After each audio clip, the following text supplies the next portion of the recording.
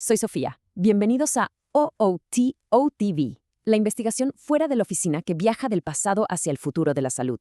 Hoy exploraremos un tema fascinante, vitamina B9, el vínculo entre MTHFR, Hashimoto y autismo. Y como siempre, me acompaña mi colega Mateo. Mateo, qué gusto tenerte aquí para desentrañar este misterio. El gusto es mío, Sofía, y es un verdadero misterio. Hablamos de una vitamina que casi todo el mundo cree conocer, la B9. Pero hoy vamos a revelar una historia increíblemente compleja que se esconde detrás de ella. Una que conecta nuestro ADN, nuestro sistema inmune y hasta el desarrollo de nuestro cerebro. Es una red de conexiones que la ciencia apenas comienza a comprender del todo. Exactamente. Como vemos aquí, el punto de partida es una sola molécula, pero sus ramificaciones son enormes. No es solo una historia sobre nutrición, es una investigación sobre cómo un pequeño detalle genético puede generar un efecto dominó a lo largo de toda nuestra biología. Vamos a analizar cómo una simple variación en un gen puede influir en condiciones tan distintas como una enfermedad autoinmune de la tiroides y el trastorno del espectro autista. Y lo más emocionante, Sofía, es que también vamos a explorar las soluciones que la ciencia está proponiendo. No nos quedaremos solo en el problema, sino que investigaremos la evidencia detrás de una posible intervención terapéutica que podría cambiar muchas vidas. Perfecto. Y aquí tenemos nuestro mapa para la investigación de hoy. Iniciaremos distinguiendo las dos caras de la vitamina B9, que es un punto crucial. Luego nos adentraremos en el protagonista genético de nuestra historia, el gen MTHFR. Mateo. A partir de ahí, conectaremos los puntos hacia la tiroiditis de Hashimoto y el autismo. Y finalmente, la parte más esperanzadora, examinaremos la evidencia científica del ácido folínico, para terminar con una reflexión sobre lo que esto significa para el futuro de la medicina personalizada. Será un viaje fascinante. Y aquí comienza lo verdaderamente importante. La mayoría de la gente escucha vitamina B9 y piensa en ácido fólico, porque es lo que se añade a cereales, panes y lo que se encuentra en los multivitamínicos más comunes. Pero es la forma sintética. Pensemos en él como un mueble sin ensamblar. El cuerpo recibe las piezas, pero necesita instrucciones y herramientas para armarlo y hacerlo útil. Exacto. Y por otro lado tenemos el ácido folínico. Siguiendo tu analogía, Sofía, el ácido folínico es el mueble ya ensamblado y listo para usarse. Es una forma biológicamente activa de folato, lo que significa que el cuerpo puede utilizarlo de manera mucho más directa, saltándose varios pasos metabólicos. Esta diferencia no es un detalle menor, es la clave que abre la puerta a todo lo que vamos a discutir. Y esta cita de una investigación de 2022 resalta por qué esa diferencia es tan crucial. Cuando el cuerpo no puede ensamblar o convertir el ácido fólico sintético de manera eficiente, este puede acumularse en el torrente sanguíneo. Esto se conoce como UMFA, o síndrome de ácido fólico no metabolizado. Y tener este material sin procesar flotando en el sistema no es inocuo. Se ha convertido en un tema de preocupación científica porque se está investigando si podría interferir con el metabolismo del folato natural que obtenemos de los alimentos e incluso tener otros efectos no deseados en el cuerpo. El problema no es el ácido fólico en sí, sino la incapacidad de procesarlo. Y eso nos lleva a la siguiente pregunta. ¿Qué es lo que falla? ¿Por qué para una porción tan grande de la población este proceso de conversión es tan ineficiente? La respuesta no está en la dieta ni en el estilo de vida, sino en nuestro propio código genético. Hay una pieza clave en la maquinaria bioquímica que, en muchas personas, simplemente no funciona a toda velocidad. Es como tener un cuello de botella en una fábrica. No importa cuánta materia prima, ácido fólico, le metas al principio de la línea de producción. Si hay un trabajador clave que es lento, todo el proceso se atasca. Y ese trabajador tiene un nombre muy específico. El gen MTHF. El nombre es un trabalenguas, metilén-tetrahidrofolato reductasa, pero su función es más sencilla de entender. Este gen es básicamente el manual de instrucciones que le dice al cuerpo cómo construir una enzima. Esta enzima es el trabajador del que hablábamos. Su trabajo específico es tomar el folato, ya sea de la comida o del ácido fólico, y realizar el paso final de conversión para transformarlo en su forma más activa, llamada 5-MTHF. Esta forma activa es la que el cuerpo realmente utiliza para cientos de procesos vitales. Sin una enzima MTHF eficiente, todo se detiene. Pensemos en este proceso, llamado metilación, como la línea de ensamblaje más importante de nuestro cuerpo. Cuando funciona bien, el folato entra, la enzima MTHFR hace su trabajo y sale folato activo. Este folato activo es fundamental para construir y reparar ADN, para producir neurotransmisores como la serotonina y la dopamina y para desintoxicar el cuerpo. Es absolutamente esencial. La metilación afecta nuestro estado de ánimo, nuestra energía, nuestra capacidad para combatir infecciones, todo. Así que cuando esta línea de ensamblaje se ralentiza, las consecuencias no se limitan a un solo sistema. Es un problema que afecta a todo el organismo. Y aquí está el giro genético de nuestra historia. Para millones de personas, ese trabajador clave, la enzima MTHR, es naturalmente más lento. Esto se debe a una variación genética muy común, un polimorfismo.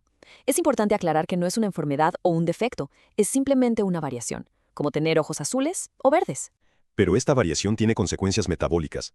Dependiendo del tipo de polimorfismo que una persona herede, la eficiencia de su enzima MTHR puede reducirse entre un 30% y un 70%. Imagínate intentar dirigir una fábrica con tu trabajador más importante operando a media máquina o incluso a un tercio de su capacidad. Se genera un embotellamiento masivo. Y lo que es realmente impactante, y que se ve claramente en estos datos, es lo increíblemente común que es esto. No estamos hablando de una condición rara. Dependiendo de la población, se estima que entre el 40 y el 60% de la población general tiene al menos una copia de esta variante genética. Es casi una de cada 2 personas. Es asombroso. Millones de personas en todo el mundo tienen esta predisposición genética a no procesar bien el folato, y la mayoría ni siquiera lo sabe. Esto cambia completamente la perspectiva sobre la suplementación universal con ácido fólico sintético y nos obliga a pensar en las consecuencias. Estás escuchando On OTO, con investigación del autor Paul Bulow. Exacto, Mateo. Y eso nos lleva directamente a la siguiente fase de nuestra investigación, las consecuencias. Este embotellamiento bioquímico no ocurre en un vacío. Genera un efecto dominó con implicaciones de largo alcance para la salud, conectando puntos que, a primera vista, podrían parecer no tener relación alguna. Vamos a empezar a tirar de esos hilos, comenzando con el sistema inmune y la glándula tiroides, un área donde la conexión con MTHFR se está volviendo cada vez más clara para la ciencia. Bien, la tiroiditis de Hashimoto es la causa más común de hipotiroidismo y es una enfermedad autoinmune. ¿Cómo se conecta con un gen del folato? Uno de los efectos directos de una vía de metilación lenta es la acumulación de un aminoácido llamado homocisteína. El folato activo es necesario para reciclar la homocisteína y mantenerla en niveles bajos y seguros. Cuando la MTHFR es lenta, la homocisteína se eleva, y niveles altos de homocisteína son un conocido factor proinflamatorio y de estrés oxidativo. En el contexto de la autoinmunidad, esta inflamación crónica puede ser el detonante o el combustible que agrava la respuesta inmune contra la propia glándula tiroides, que es exactamente lo que ocurre en Hashimoto. Los estudios ya están mostrando una correlación directa. Y si la conexión con la tiroides es importante, el vínculo con el neurodesarrollo es aún más crítico. El cerebro en desarrollo es uno de los órganos que más folato demanda. Es esencial para la creación y reparación de neuronas. Un metabolismo deficiente de folato durante etapas críticas del embarazo y la primera infancia puede tener consecuencias devastadoras. Pero aquí la historia se vuelve aún más compleja y fascinante. La investigación ha descubierto algo más. No solo se trata de la falta de folato activo. En un subgrupo significativo de niños con autismo, el cuerpo está produciendo autoanticuerpos que atacan a los receptores de folato. Estos receptores son como las puertas que permiten que el folato entre al cerebro. Los anticuerpos bloquean estas puertas. Y esta cifra es simplemente sobrecogedora. Un estudio reciente de 2024 encontró que aproximadamente el 80% de los niños con autismo en su cohorte tenían altos niveles de estos autoanticuerpos que bloquean el folato. 80%. Es una estadística que te deja sin aliento. Significa que incluso si hubiera suficiente folato activo en la sangre, este no podía llegar a donde más se necesita, al cerebro. Se crea una condición de deficiencia de folato cerebral, a pesar de niveles normales en sangre. Es un doble problema. Un posible fallo en la producción de folato activo debido a MTHFR y un bloqueo en su transporte al cerebro. Todo esto pinta un panorama complejo, pero también nos guía hacia una solución lógica. Si el problema es que el cuerpo no puede convertir el ácido fólico sintético y además el transporte al cerebro puede estar bloqueado, ¿qué pasaría si intervenimos de 2 maneras? Primero, suministrando una forma de folato que no necesite la enzima MTHF, como el ácido folínico. Y segundo, usando una dosis lo suficientemente alta de esta forma activa para superar el bloqueo de los anticuerpos y forzar la entrada del folato al cerebro. Es una hipótesis elegante, y afortunadamente ya no es solo una hipótesis, la ciencia la ha puesto a prueba. Aquí vemos los resultados de un ensayo clínico aleatorizado y controlado con placebo de 2024, el estándar de oro en la investigación médica. Se utilizó la escala CARS, una herramienta para medir la severidad de los síntomas del autismo. Como pueden ver, ambos grupos mejoraron, lo cual es común por el efecto placebo. Pero la diferencia es clave. El grupo que recibió ácido folínico tuvo una reducción significativamente mayor en la puntuación de los síntomas, menos 3.6 puntos, en comparación con menos 2.4 en el grupo placebo. El valor P de menos de 0.001 nos dice que este resultado es estadísticamente muy significativo. No es una casualidad. Y este no es un hallazgo aislado. Un estudio histórico de 2018 realizado por Frye y su equipo ya había llegado a una conclusión similar y además muy específica. El titular lo dice todo. El ácido folínico mejora la comunicación verbal. Esto es increíblemente importante, porque no habla de una mejora general o subjetiva. Se enfoca en un resultado concreto y medible, que es uno de los desafíos centrales en el autismo. Demuestra que al restaurar los niveles de folato en el cerebro, se puede impactar positivamente en funciones neuronales superiores como el lenguaje. Lo que nos lleva a la gran pregunta que hemos estado construyendo a lo largo de esta investigación. Con toda esta evidencia, ¿podemos decir que el suplemento de vitamina B9, folato, es beneficioso para la mutación del gen MTHFR, Hashimoto y autismo? Yo diría que la evidencia científica apunta abrumadoramente a que sí, pero con un matiz fundamental que hemos repetido, siempre y cuando se utilice la forma correcta de la vitamina. El ácido folínico, al ser una forma activa, parece ser la clave para eludir el problema genético y abordar la deficiencia cerebral.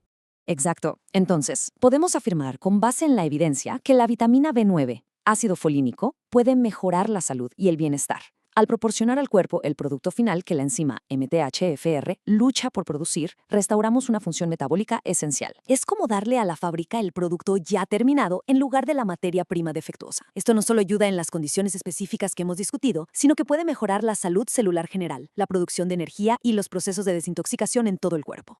Y es importante enfatizar que no hablamos de una mejora sutil. La investigación muestra que la vitamina B9, ácido folínico, mejora significativamente la salud y la función.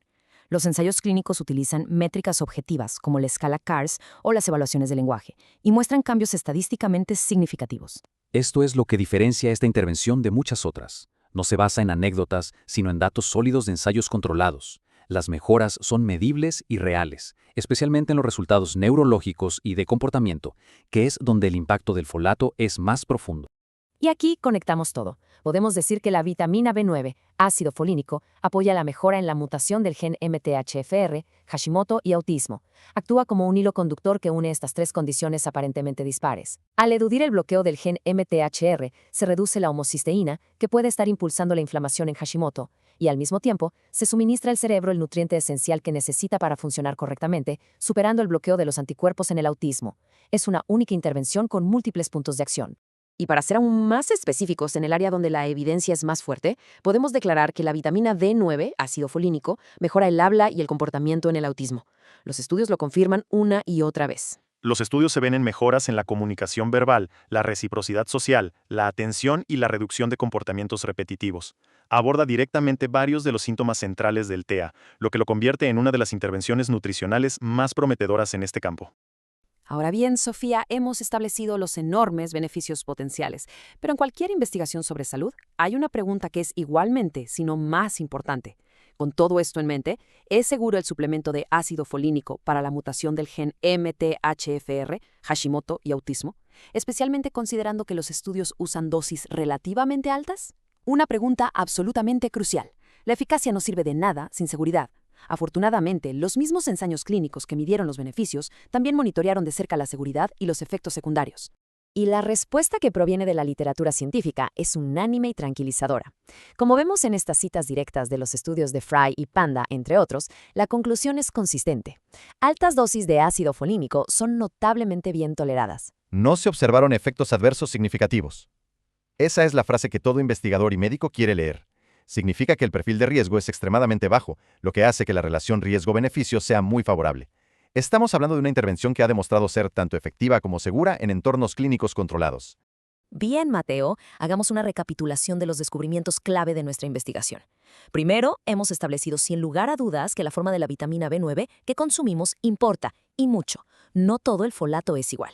Segundo, que las variaciones en el gen MTHFR no son una rareza genética, sino una característica común en la población general, con un impacto metabólico profundo. Tercero, y más importante, que el ácido folínico, la forma activa, se perfila como una terapia prometedora, efectiva y segura para abordar las consecuencias de estas variaciones. Y por supuesto, siempre con la cautela científica necesaria. Si bien los resultados son muy prometedores, muchos de los estudios tienen muestras relativamente pequeñas. La comunidad científica coincide en que se necesita más investigación a gran escala para confirmar estos hallazgos y establecer protocolos estandarizados. Y eso nos deja con esta reflexión final, que creo que es el verdadero vistazo al futuro de la salud. Si hemos visto cómo una variación en un solo gen, el MTHF, puede tener un impacto tan profundo y cómo una intervención nutricional dirigida puede corregirlo, esto abre un mundo de posibilidades. Totalmente. Nos obliga a preguntarnos cuántas otras condiciones crónicas están influenciadas por interacciones similares entre nuestros genes y los nutrientes que consumimos. Esta investigación sobre el folato no es solo una historia sobre la vitamina B9, es un capítulo en el libro emergente de la nutrigenómica y la medicina personalizada. El futuro no es tratar a todos por igual, sino entender el manual de instrucciones único de cada individuo para optimizar su salud.